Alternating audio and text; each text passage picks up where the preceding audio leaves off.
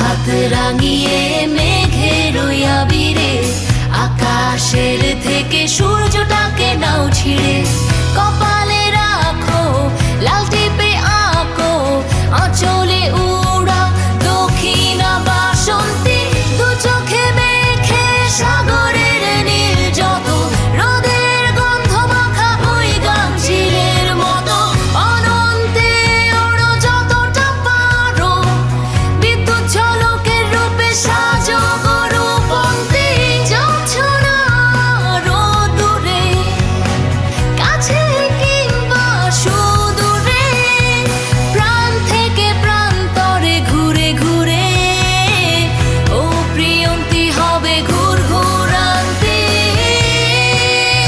হবে ঘুরঘুরান্তি হবে ঘুরঘুরান্তি।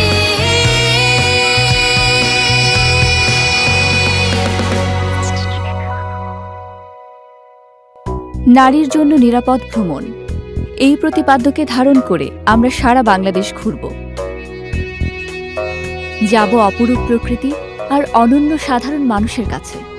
আমরা বিশ্বাস করি জগতের সেরা শিক্ষকের নাম প্রকৃতি, সেরা বিষয়ের নাম মানুষ, আর শেখার সর্বশ্রেষ্ঠ উপায়ের নাম ভ্রমণ। আমাদের ঘুরঘুরান্তিতে বিভিন্ন সময়ে সঙ্গী হবেন ভিন্ন ভিন্ন নারী। চাকন্যা শ্রীমঙ্গলের পাহাড়ে জঙ্গলে এবারের ঘুরঘুরান্তি চলবে প্রিয় বন্ধু লিলিয়ার সাথে। আমি লিলিয়া, পেশায় আমি একজন ডেন্টিস্ট। আমার মা ইউক্রেনিয়ান আর বাবা বাংলাদেশি। অনেক দিনের ইচ্ছে ছিল যে বাংলাদেশটা ঘুরে দেখব, তাই হঠাৎ করেই বেরিয়ে পড়লাম। আর সাথে আছে আমার প্রিয় স্কুটি, নাম দিয়েছি তার ফোরিং।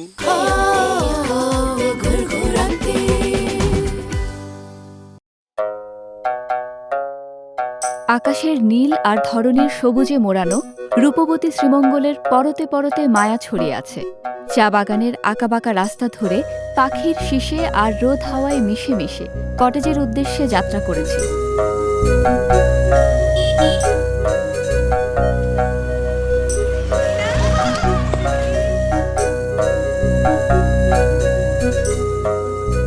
শ্রীমঙ্গলে বিভিন্ন মানের অসংখ্য হোটেল, মোটেল এবং কটেজ আছে, যার প্রায় সবকটাই নারীদের জন্য নিরাপদ এবং স্বাচ্ছন্দ্যপূর্ণ। তবে আমাদের কটেজটা অসাধারণ।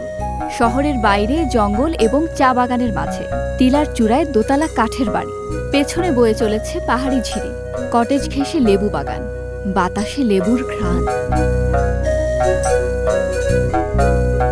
পর্যটন শিল্পের বিকাশে শ্রীমঙ্গল ট্যুরিস্ট পুলিশ 2014 সাল থেকে কাজ করে যাচ্ছে। আমাদের এখানে দেশি বিদেশি পর্যটকরা প্রায় ভ্রমণ করে এবং আমি পর্যটকদেরকে বলবো আপনারা আসেন শ্রীমঙ্গলে, আমরা আপনাদেরকে নিরাপত্তা দিব এবং সহযোগিতা করব। সিলেট বিভাগের মৌলভীবাজার জেলা সদর থেকে 20 কিলোমিটার দক্ষিণে অরণ্য, হাওর, টিলা, ঝিরি আর সবুজ চা বাগান বেষ্টিত নয়নাভিরাম শ্রীমঙ্গল বাংলাদেশের শীতলতম এবং সবচেয়ে বৃষ্টিবহুল স্থান। প্রকৃতির পাশাপাশি এই উপজেলার ঐশ্বর্য হল মানুষ। বাঙালি, খাসিয়া, মণিপুরী, ত্রিপুরা, গারো, সাঁওতাল, ওরাও, মুন্ডা সহ বিভিন্ন জাতিগত বৈচিত্র্যে শ্রীমঙ্গল বর্ণিল। চা, রাবার, লেবু, পান, আনারস, মূল্যবান কাঠ, মৎস্য, প্রাকৃতিক গ্যাস প্রভৃতি উৎপাদনের মাধ্যমে জাতীয় অর্থনীতিতে শ্রীমঙ্গল গুরুত্বপূর্ণ অবদান রেখে চলেছে। বীরশ্রেষ্ঠ সিপাহী হামিদুর রহমানের স্মৃতিস্তম্ভে শ্রদ্ধা অর্পণের মধ্য দিয়ে আমাদের ভ্রমণ শুরু হবে। সন্ধ্যাটা কাটাবো মাধবপুর লেকে। এক ফাঁকে শহরের সীতেশবাবুর চিড়িয়াখানায় ঢু মারব, তারপর কালাপুরের ফুলছড়া চা বাগান আর সাঁওতাল পল্লী ঘুরে বাইকার বিল দেখতে দেখতে শেষ হবে আমাদের এ পর্বের ঘুরঘুরান্তি।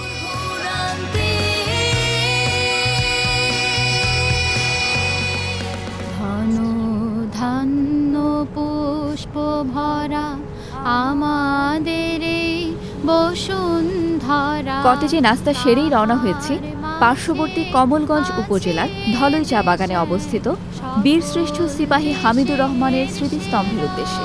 সকালের নরম রোদ, হিমেল হাওয়া আর বিস্তীর্ণ চা বাগান মিলেমিশে যে দৃশ্য সাজিয়ে রেখেছে, বিশ্বাস করুন খোলা জিপে চড়ে যেতে যেতে সে অনাবিল সুন্দর থেকে চোখ সরানো যায় না।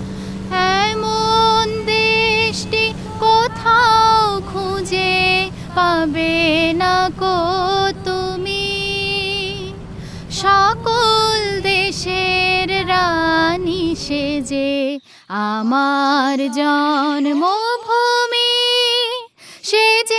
আমার জন্মভূমি, সে যে আমার জন্মভূমি। বীরশ্রেষ্ঠ সিপাহী হামিদুর রহমান ১৯৭১ সালের ২৮ অক্টোবর প্রথম ইস্ট বেঙ্গল রেজিমেন্টের সি কোম্পানির হয়ে ধলই সীমান্ত ফাঁড়ি শত্রুমুক্ত করার অভিযানে অংশগ্রহণ করেন। কিন্তু পাকিস্তানিদের বাধার মুখে যখন মুক্তিবাহিনী অগ্রসর হতে পারছিল না, তখন সহযোদ্ধাদের জীবন রক্ষার্থে অসীম সাহসিকতায় শত্রুর বাংকারে উপস্থিত হয়ে গ্রেনেড বিস্ফোরণ ঘটান।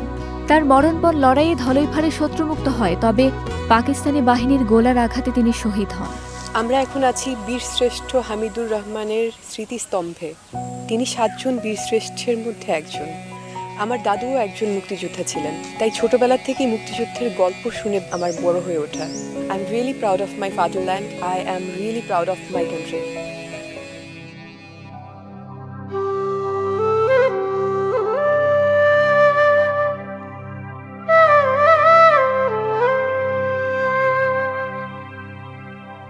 মাধবপুর লেকে যখন পৌঁছাই তখন পড়ন্ত বিকেল।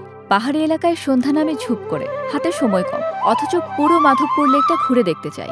হেঁটে হেঁটে দেখতে গেলে রাত্রি কাবার, তবে উপায় তো একটা আছেই, সেটা হলো দৌড়।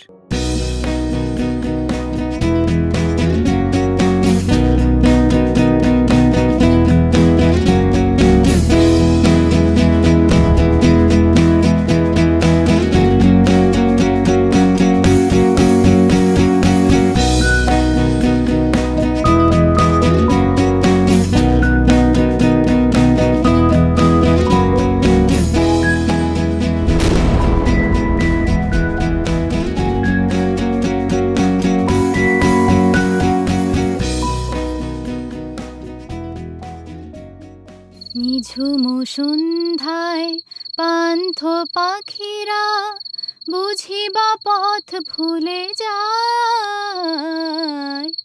ফ্যান্টাস্টিক, মানে এত বেশি সুন্দর আমি আসলে আশা করিনি। মানে ইটস লাইক সারপ্রাইজিংলি বিউটিফুল। সত্যি এই মাধবপুর লেকের এই সন্ধ্যা, চারদিকে শুনশান নীরবতা, ভীষণ ভালো লাগছে। আমার কাছে মনে হয় কি, আমার জীবনে আর কিছু না পেলেও চলবে। নিঝুম সন্ধ্যায় পান্থ পাখিরা বুঝিবা পথ ভুলে যায়। ঘুরঘুরান্তি, ঘুরঘুরান্তি। শ্রীমঙ্গল শহরের প্রান্তে রূপসপুর নামক স্থানে ছোট্ট অথচ সমৃদ্ধ চিড়িয়াখানাটি স্থানীয়ভাবে সীতেশবাবুর চিড়িয়াখানা নামে খ্যাত। পোশাকি নাম বাংলাদেশ বন্যপ্রাণী সেবা ফাউন্ডেশন। ১৯৭১ সালে বন্যপ্রাণী প্রেমী সীতেশ রঞ্জন দেব চিড়িয়াখানাটি প্রতিষ্ঠা করেন।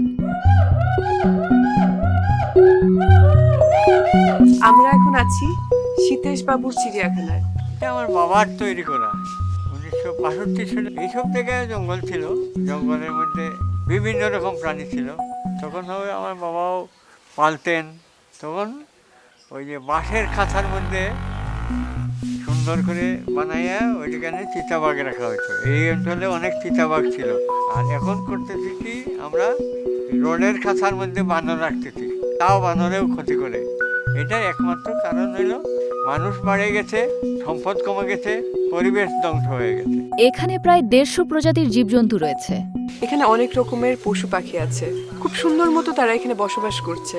কিন্তু তারপরও পার্সোনালি আমি যদি বলি, চিড়িয়াখানা শব্দটাতে আমি বিশ্বাসী না। প্রাণীরা থাকবে মুক্ত, জঙ্গলে বনে তারা স্বাধীনভাবে ঘুরে বেড়াবে। এখানে আসলে প্রাণীদেরকে বিভিন্ন পরিচর্যা করে একটা সময় প্রকৃতির মাঝে ছেড়ে দেওয়া হয়। মানুষ সেগুলা রক্ষণাবেক্ষণের দিক দিয়া কম চেষ্টা করে।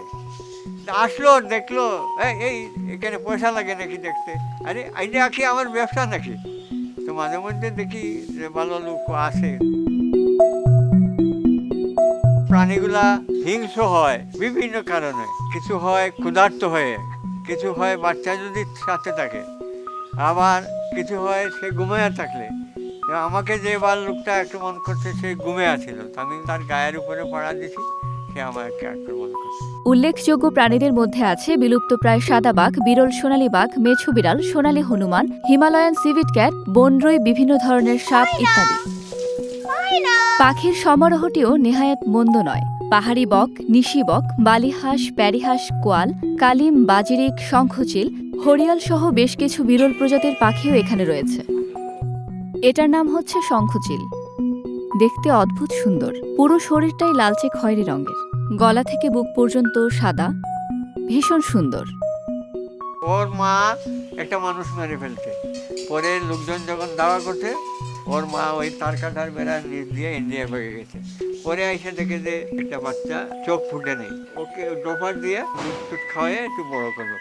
ওইটার নাম তো বাম্বু, ঘুর ঘুরান্তি।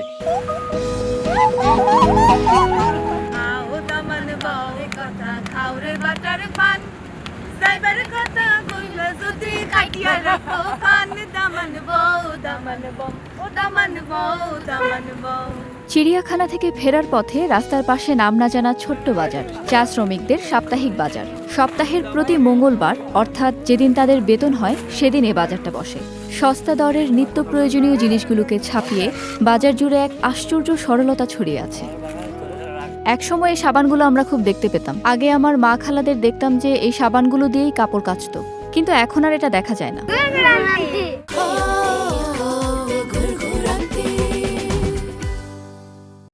বাগানের নাম ফুলছড়া। নামটার মতোই মনোরম বাগানটা, দুপাশে টিলা, মাঝখানে নদীর মতো মসৃণ আঁকাবাঁকা সড়ক। সম্ভবত এ অঞ্চলের সবচেয়ে সুন্দর চা বাগান। আমরা এখন চলেছি বাগান সংলগ্ন সাঁওতালি চা শ্রমিকদের গ্রামে।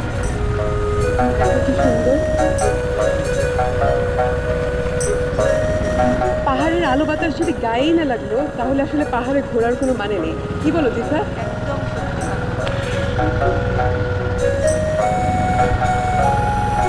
অসম্ভব সুন্দর, অসম্ভব সুন্দর।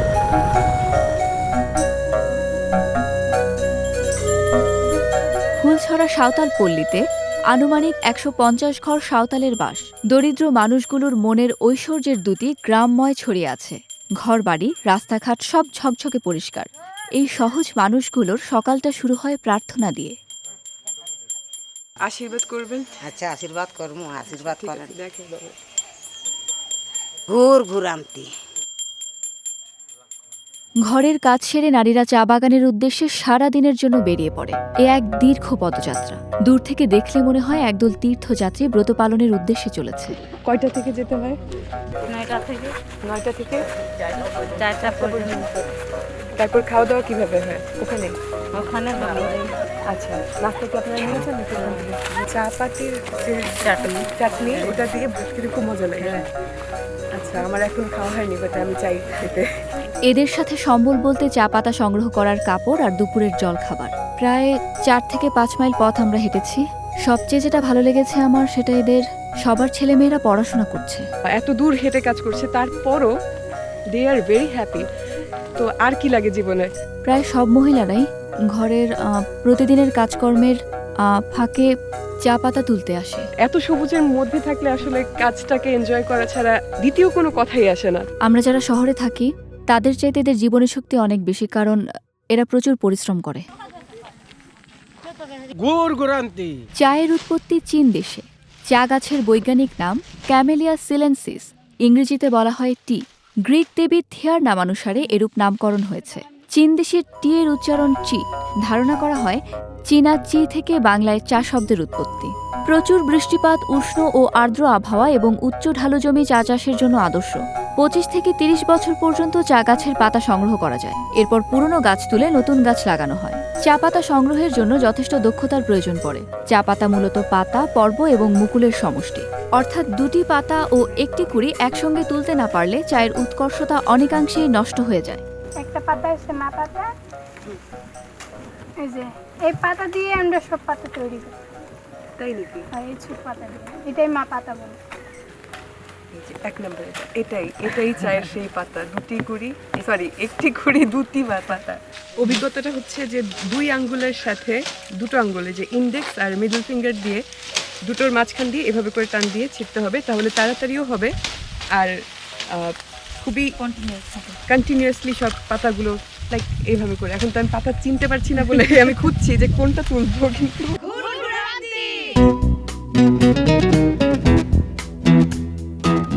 1650 সালে চীনে প্রথম বাণিজ্যিকভাবে চায়ের উৎপাদন শুরু হয়। বাংলাদেশে প্রথম চা বাগান প্রতিষ্ঠিত হয় 1840 সালে চট্টগ্রামে। বর্তমানে দেশে প্রতি বছর প্রায় 650 মিলিয়ন কেজি চা উৎপাদিত হয়। চা উৎপাদনে বাংলাদেশের অবস্থান পৃথিবীতে ৮ম এবং চা পানে ১৬তম। মনে রাখুন, জলের পরেই যে পানীয়টি মানুষ সবচেয়ে বেশি পান করে তার নাম চা।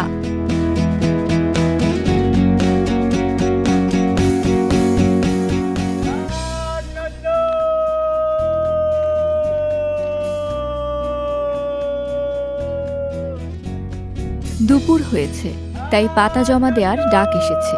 সর্দারের ডাক পাহাড়ে পাহাড়ে প্রতিধ্বনিত হয়। বাগান থেকে তোলা পাতাগুলো নিয়ে ওজন ঘরের দিকে সবাই যাত্রা করে।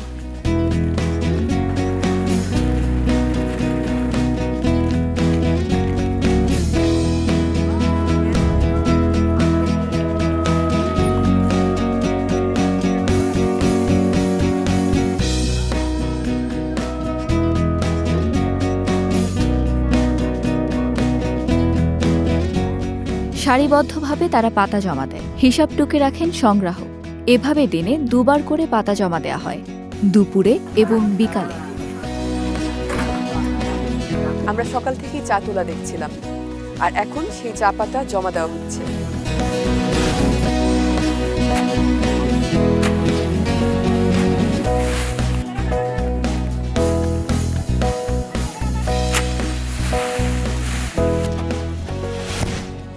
ওখানে চা ওজন করা হচ্ছে, তারপর এখানে এসে জমা দেওয়া হচ্ছে। মানে আজকের দিনের টোটাল স্টক হচ্ছে এটা। এরপর এই গাড়ি সরাসরি চলে যাবে ফ্যাক্টরিতে। পাতা জমা দেওয়া শেষ হলে বাগানের সবুজ ঘাসের গালিচায় বসে চলে দুপুরের আহার। বাগানের কচি চা পাতার চাটনির সাথে বাড়ি থেকে আনা সিদ্ধ আলুর ভর্তা আর রুটি। আমরা বাগানেই কাজ করি, আমরার মা বোনগুলা চা বাগানে আছে।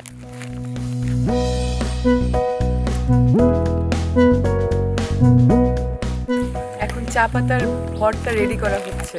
এখানে চা পাতাগুলোকে পিষে রাখা হয়েছে, এরপর এটার সাথে মরিচ, পেঁয়াজ, রসুন, বাকি যত ইনগ্রেডিয়েন্টস আছে সবকিছু দিয়ে প্রিপেয়ার করে ফেলা হবে চায়ের চাটনি। এইখানে 3টা মেয়ে ঘুরে আমরা বাগানে, আমরা মা বোনের সাথে যে দেখা করে, এটাই তো আমরা সবচেয়ে ভালো লাগে। এই 3জন মেয়েকে দেখে আমাদের বাগানের মেয়েগুলা উৎসাহ পাচ্ছে আর ভালো পাচ্ছে। খাতে খুব মজা লাগে। কাঁচামরিচ খুবই মজা, ফ্যান্টাস্টিক। ঘুর ঘুরান্তি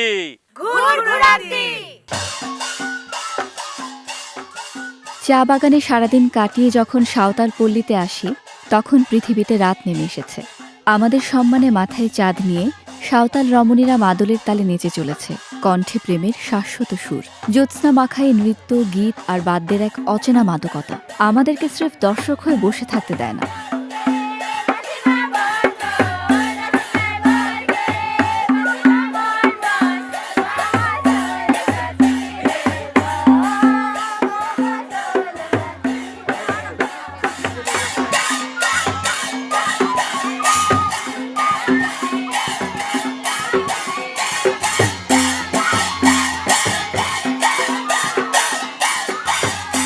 আমরা এখন আছি সাঁওতাল পল্লীতে। আকাশে বিশাল চাঁদ, আর মাটিতে পরিবেশিত হচ্ছিল সাঁওতালদের পরিবেশনা। অদ্ভুত এক অনুভূতি। পেঁচু হলাম, পেঁচু বুড়ি আমাদের ঈশ্বর পার্বতী। চৈত বৈশাখে আমরা মানে মারাংপুর পূজা করি, কালী পূজা একটা পূজা করি, দাঁসাই একটা করি, দুর্গা পূজা, বাহা, সহরাই, এগুলো আমরা পাহাড়ে পূজা করি। শিকার আগে করতাম, এখন তো মনে করি এটা সরকার বিরুদ্ধ হয়ে যায়, বন বিভাগের পশু পক্ষী মারা নিষেধ করে দিয়েছে। এখন তীর ধনুক চলাবে কি, সাঁওতালের ঘরে এটা থাকতো না, এটা কোনো কথা আছে, এটা সাঁওতাল রাখবে। কোনো সময় শাদি বিহার সময় আমরা ধনুক লাগে, তীর ধনুক লাগে। পুরুলিয়া, ডুমকা, ঝাড়খণ্ড এইগুলানে তো আমরা সাঁওতাল আসে, ব্রিটিশ আনছে, এখন এই দেশে আমরা মরণ, এই দেশে আমরা জীবন।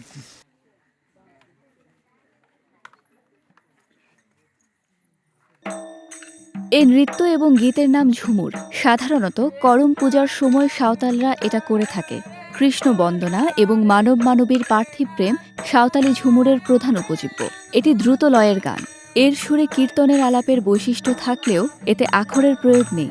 চারকলি বা তার সামান্য বেশি অংশ বারবার গীত হতে হতে দ্রুত লয়ের দিকে ধাবিত হয়।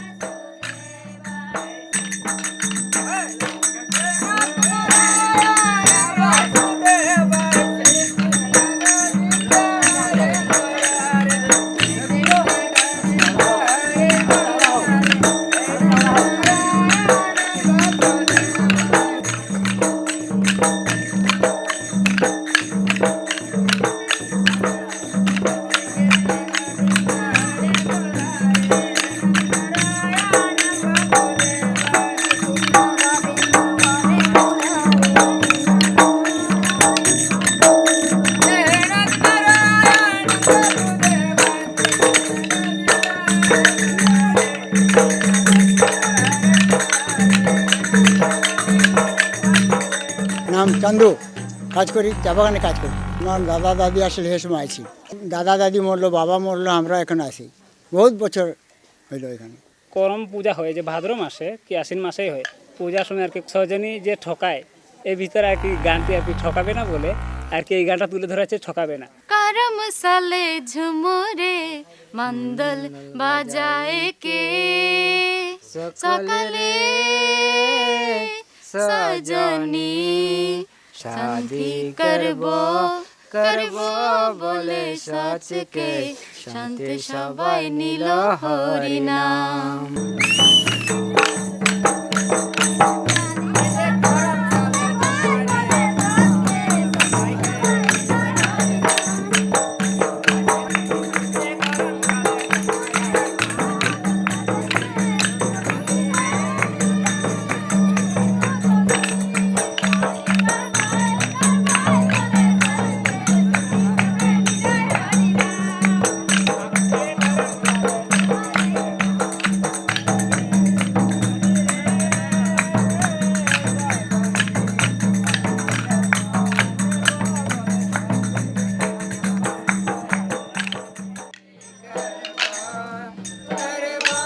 সেই ছোটবেলায় নেচেছিলাম।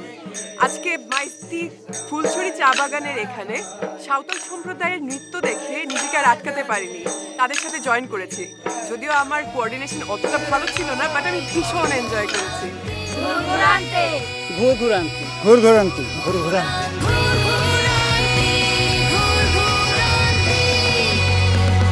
বাইকার বিলে যখন পৌঁছাই ততক্ষণে পাখিরা বিলের জল থেকে পাশের গাছগুলোতে আশ্রয় নিয়েছে। পাখিরা কখনো অতিথি হয় না, বরং এ সমস্ত পৃথিবীটাই পাখিদের জন্য, তাদের পরিযায়ী পাখি বলতে পারেন। এই বাইকার বিলে প্রতি বছর সুদূর সাইবেরিয়া থেকে হাজার হাজার পাখি ঘুরতে আসে। পাখিদের ভালোবাসুন, আর আপনার মনের ভেতর যে পাখিটি আছে তাকে ছেড়ে দিন এবং তার সঙ্গে উড়েই চলুন।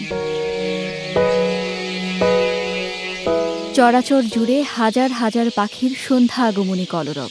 এই কলরব যে কি তীব্র, নিজের কানে না শুনলে বোঝা যাবে না। ওরা আমার মায়ের দেশের পাখি, সুদূর সাইবেরিয়া থেকে উড়ে উড়ে এসেছে রাশিয়া, ইউক্রেন হয়ে তারপর বাংলাদেশে। শীত শেষে ওরা চলে যাবে, কিন্তু আমি যাব না। আমি এই দেশের প্রেমে পড়েছি। Love you Bangladesh.